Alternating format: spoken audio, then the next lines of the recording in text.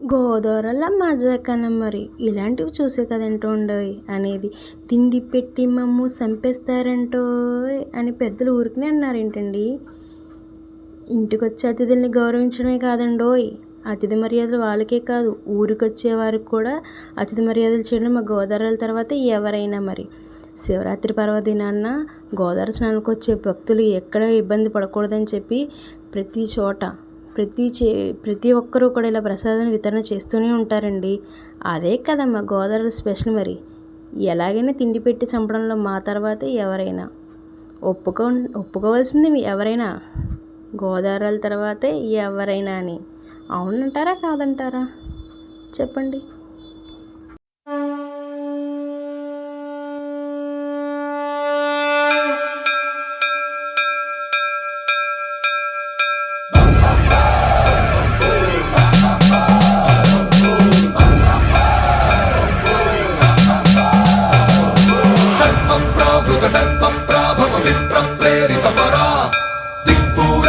కర్పూర ప్రభ అర్పింతుము శంకరా.